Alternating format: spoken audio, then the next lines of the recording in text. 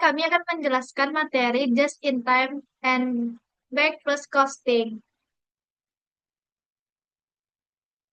Just in time merupakan filosofi pemakmuran yang memiliki implikasi penting dalam manajemen biaya.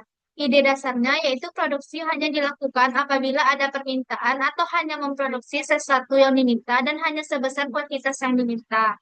Tujuannya untuk dapat memproduksi produk dengan kualitas terbaik, ongkos termurah, dan pengiriman pada saat yang tepat.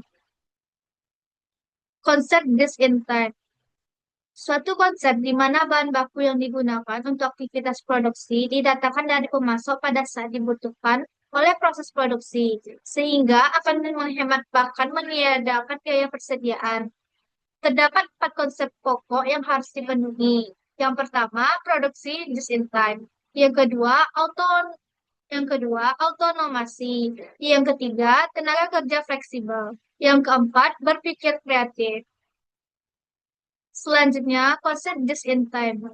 Untuk mencapai 4 konsep just in time, diperlukan sistem dan metode. Yang pertama, sistem Kanban untuk mempertahankan produksi just in time.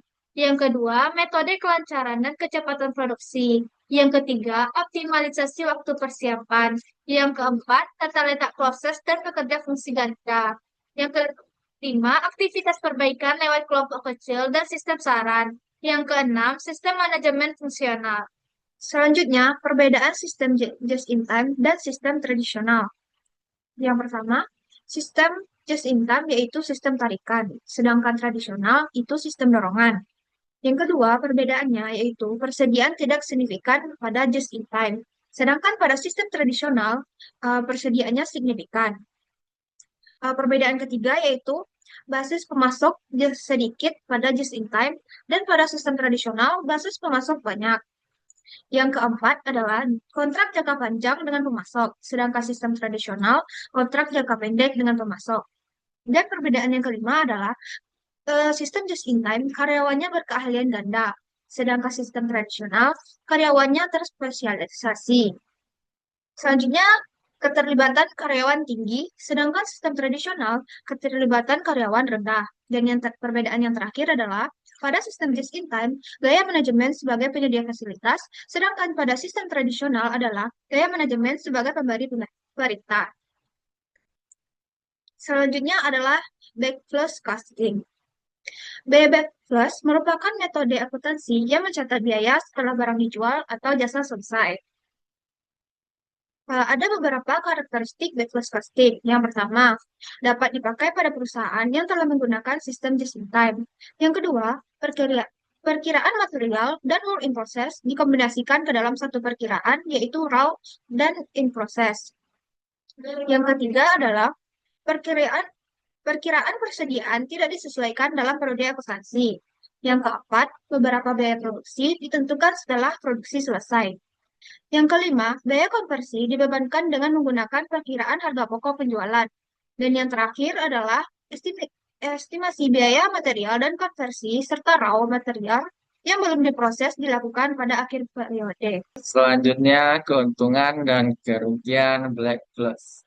Keuntungan memudahkan perusahaan untuk menetapkan biaya investasi yang sesuai.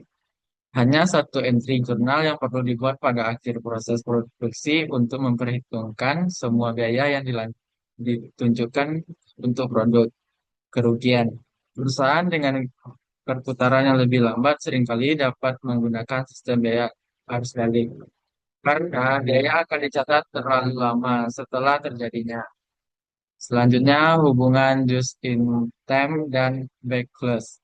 Dalam konsep backless costing bisa diterapkan konsep just in time yang mana konsep ini sasarannya adalah melakukan proses produksi seperti minimalkan bahan baku. Jika memungkinkan persediaan nol atau zero inventory sesuai dengan konsep backless costing yaitu mengumpulkan biaya produksi dengan proses produksinya yang sangat cepat mendekatkan arus biaya produksi. Baiklah, selanjutnya saya akan menjelaskan tentang metodologi dasar dari akuntansi keuangan. Dalam metode perpetual, akun persediaan barang dagang disebut atas sebagai pembelian barang dan dikredit atas biaya dari setiap penjualan barang. Tujuannya adalah untuk mencatat setiap peningkatan atau penurunan dalam biaya barang dagang yang ada dalam persediaan.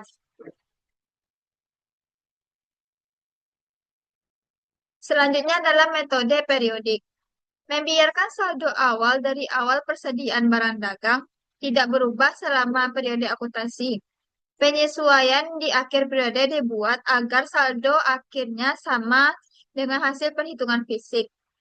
Harga pokok penjualan yang merupakan total aliran keluar dari barang dagang untuk periode akuntansi tersebut dan dicatat hanya akhir periode. Baiklah, hanya sekian presentasi dari kami. Uh, Mohon maaf bila ada kesalahan. Kami sudahi dengan Assalamualaikum warahmatullahi wabarakatuh.